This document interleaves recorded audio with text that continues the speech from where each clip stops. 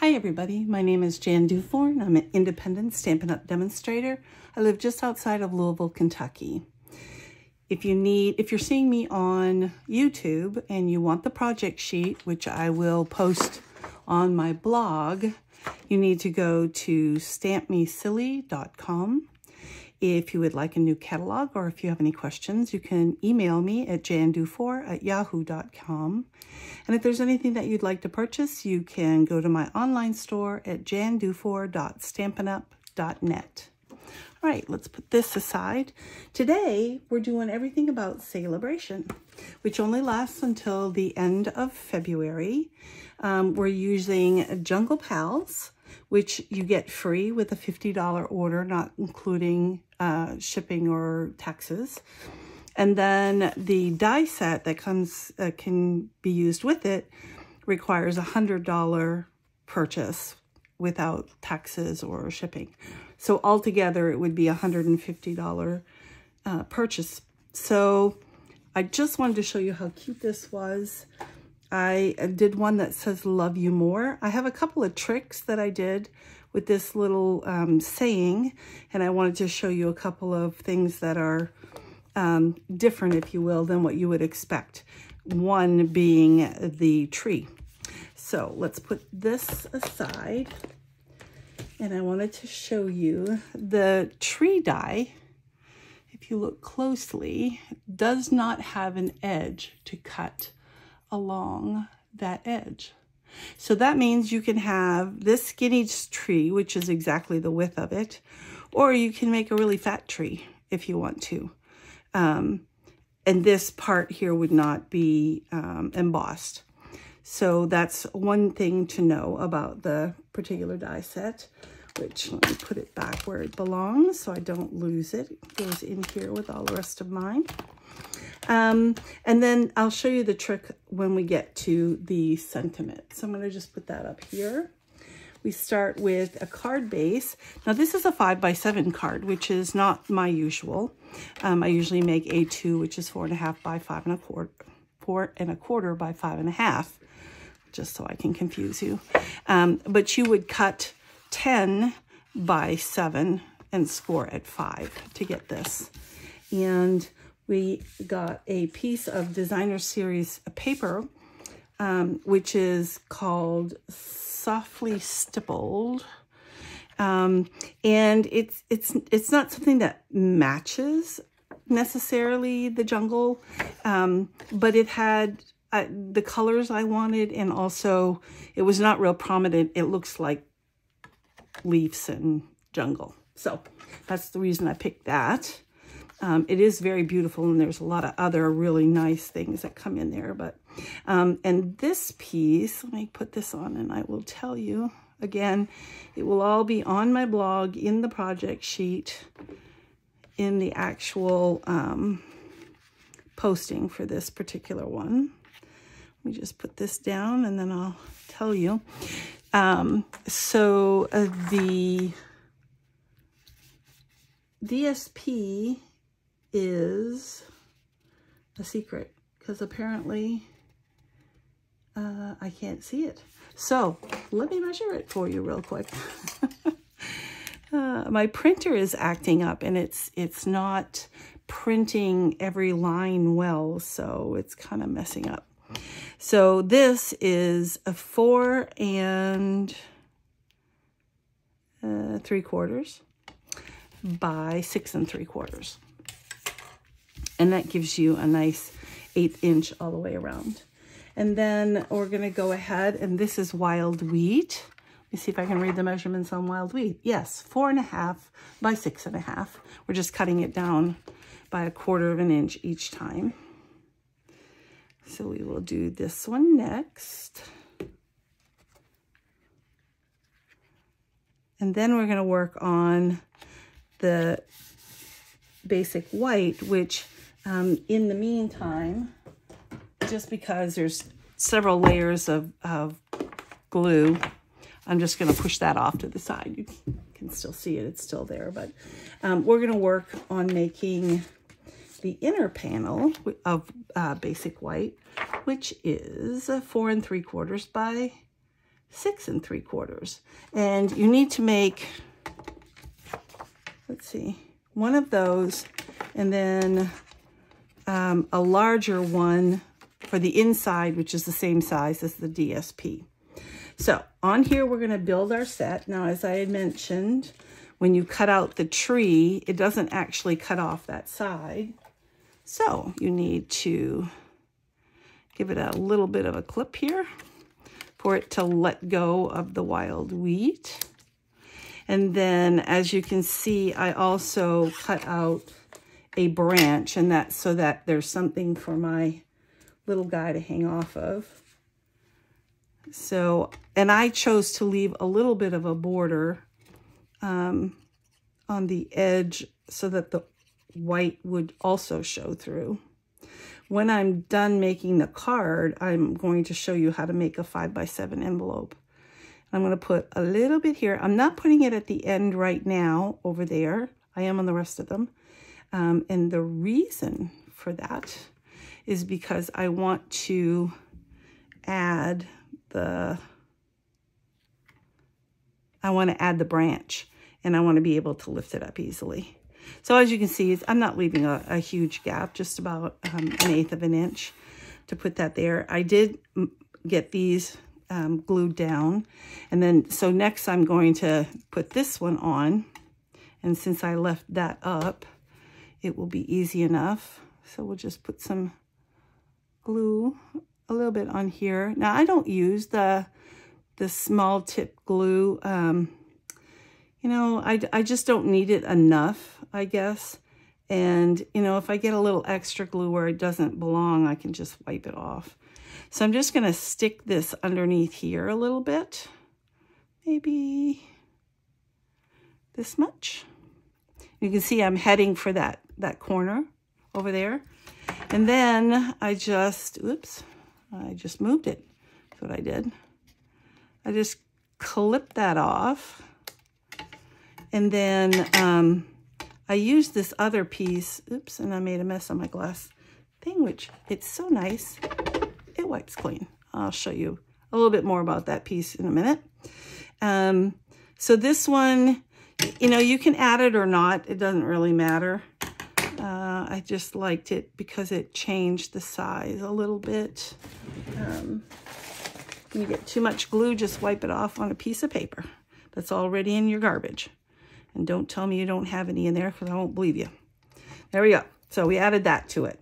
And then this one, I cut it right correctly on one side, but I need to clip it. It's just barely hanging over. All right. Now, so we got the tree. And next we're going to put on the 2 aminals. I'm being funny, animals. That's what I call them with my grandkids. Do you have any aminals for me? All right. And so I went ahead and used my blends, and they're listed. I used pecan pie for the brown, both light and dark, a light mossy meadow, a light crumb cake, and a light pretty peacock. You can color them with regular markers. You could, as you can see, I stamped this one in Early Espresso, and I stamped this one in Pretty Peacock, which is darker than what I'm going to be coloring. As you can see here, it is darker on the edges. It's this color, and then I colored more lightly inside. I'm not an artist, so I'm not real super duper great about how I color, but I did want to use a lighter color for his face.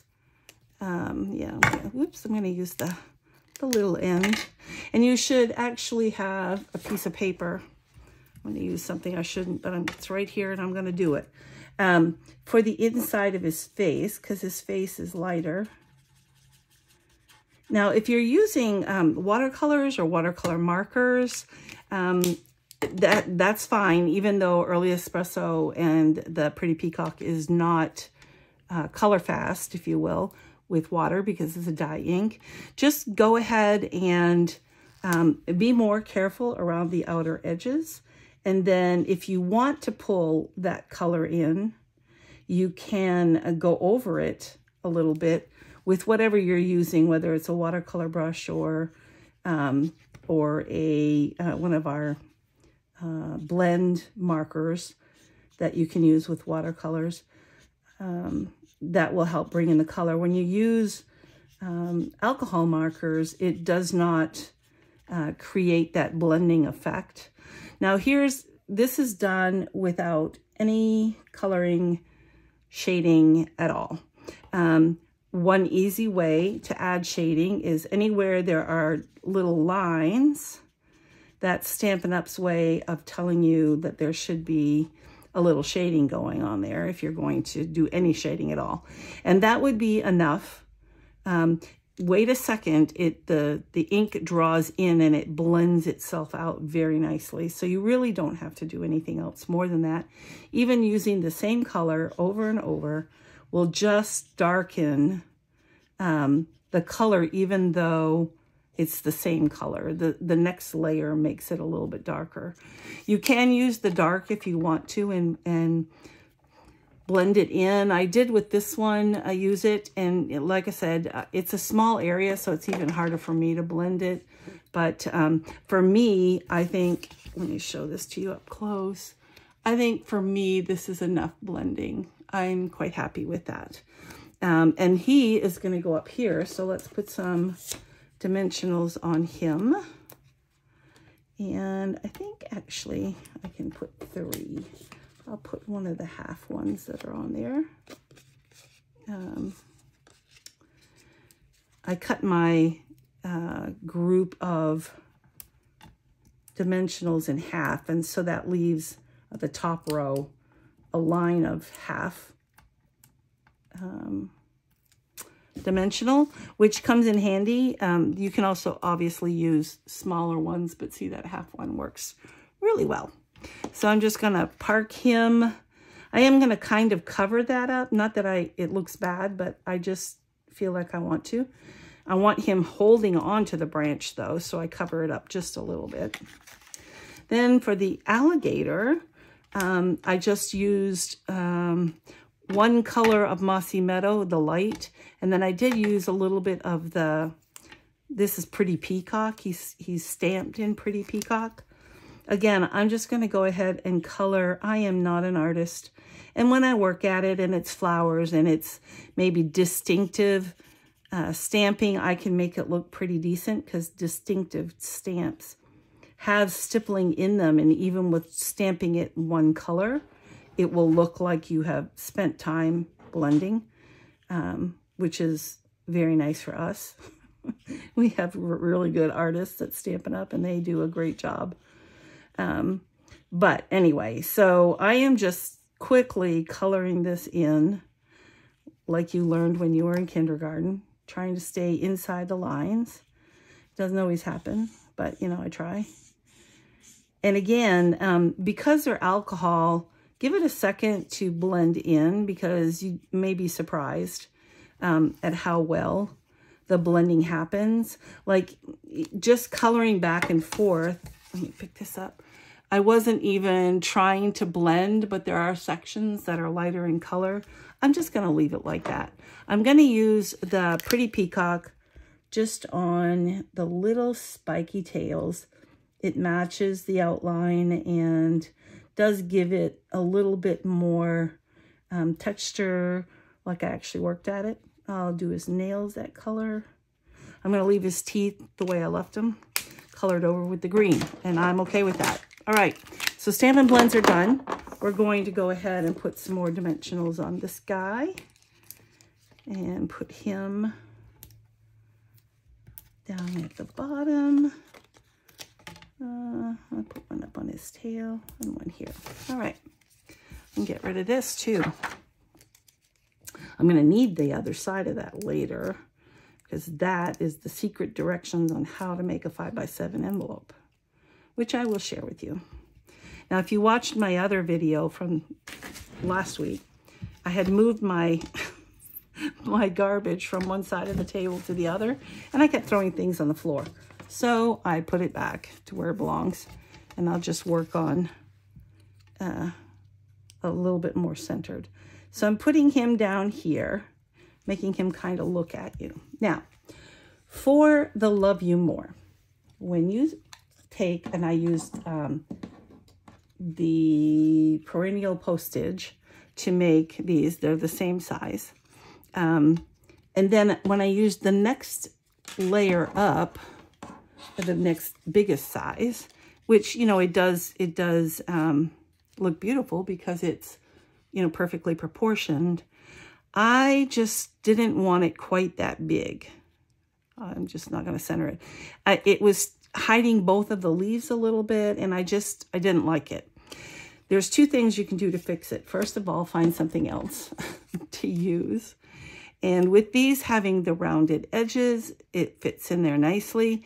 And then when you put it down, I could keep it away from the majority of the leaves, and that would work perfectly fine. The other trick is when you take the one that you did with the second size, it comes right out of the die like this. One of the things you can do is you can make it shorter this way and narrower this way by going down a block. Let me put this in, and then I will show you better. Doing it this at an angle, and it's kind of weird. Okay, there we go. So what I have done is I've laid them right back in, skipping the top one. I did that on both sides. So I skipped the top one. Then if you put this back into the die cut, it will cut it off, and you'll have a more narrow one. This one, let's see, did I leave the, yeah. So this one that I didn't even do the same thing, which if I wanted it shorter as well, I would line these up until they fit right in there. And they sink right in there. I mean, I can do this and it doesn't move. Whoops. Do this because it's sunk in there. Flip it over, put it on the carrier and put it through the die cut, and it cuts this whole piece off so that it's also shorter. I guess I didn't feel like I needed to do, it wasn't so much the width that was bothering me. It was the height that I didn't want. So this way I feel like it fits in there better, as you can see from here. Now this one, I actually did make this shorter by one section. So if you want to do that, you can. I'm going to go ahead, actually, just so that we have a different look, I'm going to use this one. So just so you can see what it looks like with the oval when the oval's in place. So I'm going to go ahead and put some glue. I'm running out. We did lots of Christmas projects. I know lots of you have seen my posts and my YouTube videos. I really appreciate it. Getting lots of hits. They had some pretty decent ideas for Christmas gifts that were quick. So there, I've done that. Put it on a different shape, which gives it a little bit more interest. And then I'm going to go ahead and take and put, I think I'm going to put 5. I don't have 5, so I'm going to clip this one and put one that's 3/4 in the middle, and that works just fine. Take this off. I do it easier if I lift it. Then I can change the angle a little bit, and it will help to, well, it's got to stick though. Here we go. I'm talking to myself. I don't know if you noticed, but I should add you in. That was rude, talking to myself and leaving you out. All right, here we go. So we're going to put that right about there. And I still have the peak of white on one side. I feel like I'm seeing the leaves on the other side. So I'm happy with that. So then I'm going to flip it over. I did not add any additional dimensionals. I felt like just puffing up the animals and the saying was enough, especially if it's going through the mail. And then I'm going to go ahead and put that right there. I don't really want to smash it down with the huge, this is actually a stamp block, which I never use for anything else. I think I say this every video that I use it in, for anything else but for holding down something and pressing it. And then on the inside, because this is so dark, it's a good idea if you just add a piece of basic white on the inside. It does something else too. Most of my cards are made with the basic white thick cardstock. And the colored cardstock is not as thick as the basic white thick. If I say thick enough times, you'll get it. So by adding layers on the front, that makes this stiffer. And by adding the inside, not only is it easier to write on because this is a dark color, but it also gives some thickness to the other side and makes it a nice, very nice, sturdy card. I will post in the blog below. I don't know if this makes it go over 1 ounce. So you may need additional postage because it is a 5x7 and there's lots of layers. But let's first go ahead and make our envelope. We don't sell 5x7 envelopes. We used to, but we don't anymore. And if you purchase them somewhere else, that's up to you. I love to make them for a couple of reasons. They're much better quality. I'm going to show you. This is just one brand, but I buy 32-pound paper and 100 brightness, which gives you this lovely thick white paper, which rivals our Stampin' Up! Stamp or envelopes that we sell in the A2 size.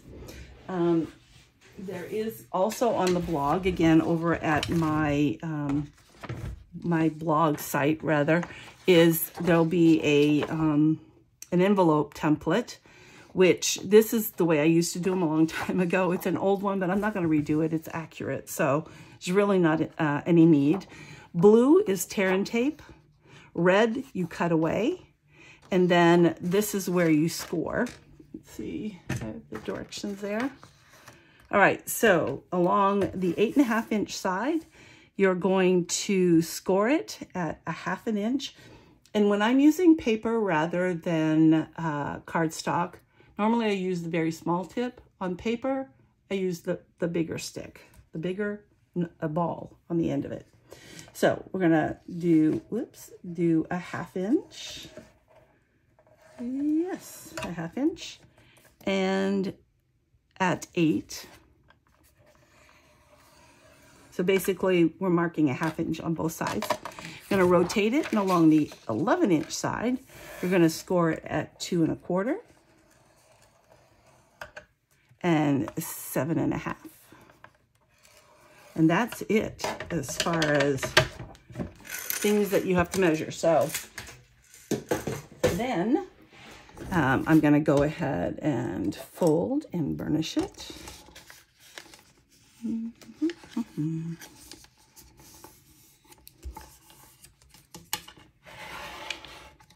Oops.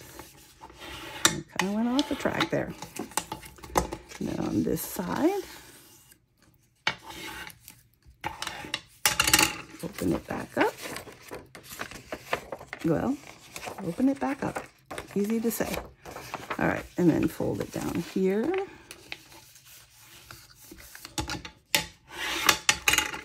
And then over here.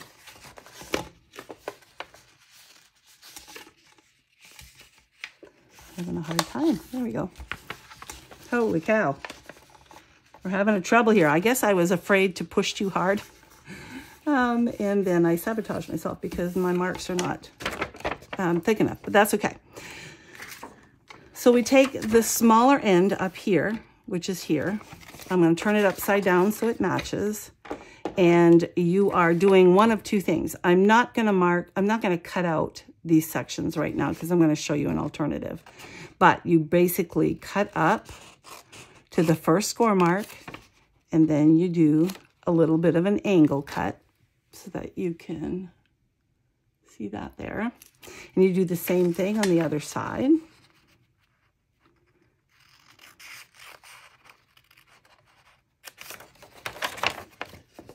And you do the little angle. And then you're going to turn it around, and if it's easier, you can turn that as well. You're doing the same thing. You're going, let's go up the actual score mark though, and not the artificial one. Here we go. It's 1/4 inch, so that should help. You can also use longer scissors if it makes you feel like you're cutting more accurately. You can do that as well. And then up this one, this score mark is nice and clear. So I folded this one appropriately the first time. And then angle cut that away as well. Now, the alternative that I was talking about was for the short side. You can do an angle cut either by marking, you know, maybe a 1/2 inch or 3/4 of an inch on both up and across, and then cutting that angle over there. I did it the lazy way, and I would do this again in a heartbeat. It didn't bother me at all. It may bother you when you see what it looks like when it's completed. But there's your one angle. And then we're going to stick the other one in. And I flip it automatically because of this one. You don't have to flip it when you're doing the corner. And then you remove these pieces out of the way. Back into the garbage. Okay. Now we're going to use some tear and tape.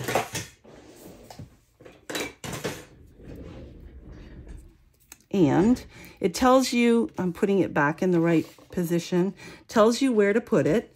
Down along this side, right up along the edge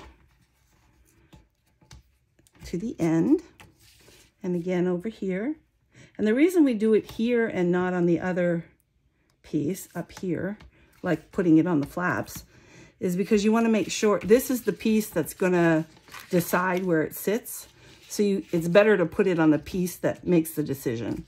And then across the top, and that you can leave on if you're making cards for somebody or selling them, you can leave them. They actually make envelopes that are that have this tear and tape, not actual tear and tape, but a similar product where people have to peel that off. Now, if I was going to sell this card, I would have used a credit card or a straight angle to tear it so it would be nice and pretty on that side.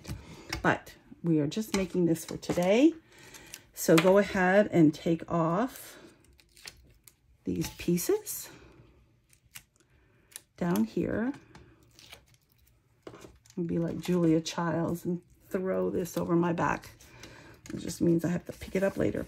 So then hold this down and push, I would say from the center, just to kind of angle it so you get it on there straight.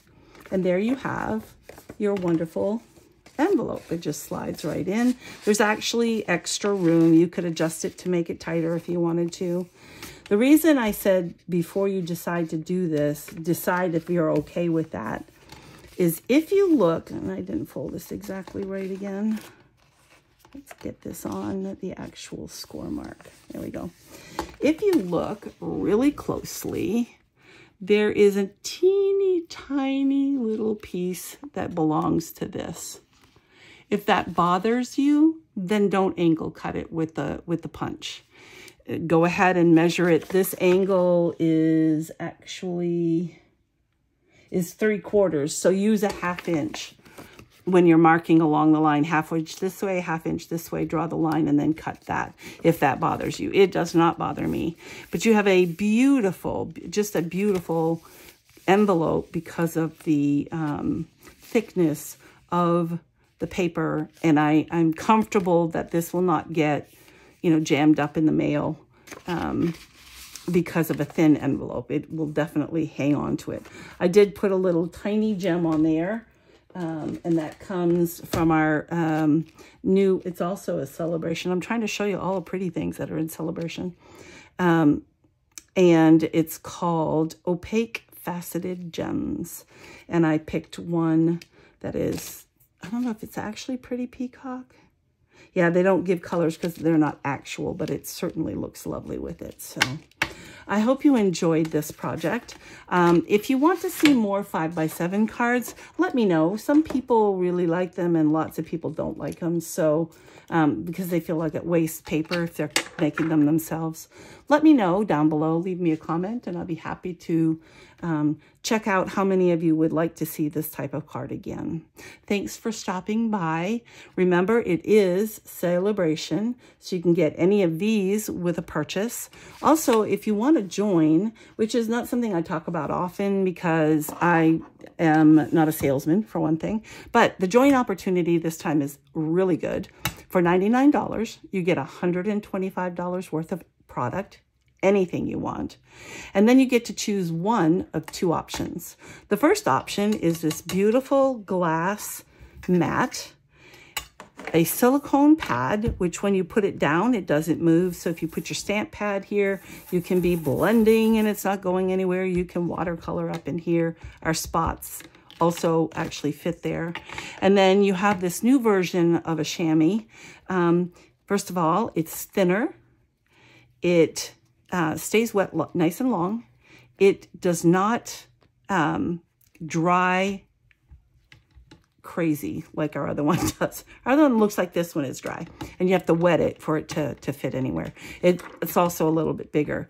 Now, I had made a little cart for the chamois and punched 3 holes in it just so that when I want to put it away, I can stick it in here. The nice thing is it'll open right up when I open it because it doesn't dry hard the way the other chamois did. But I leave the holes in there so it doesn't mold as it's drying. It does take a while for it to dry. But again, all you have to do is go to my website, which is stampmesilly.com, and go to the store directly at jandufour.stampinup.net, and there's a join button there that you can click on and join my team. That's all I got for you. Next time. Bye.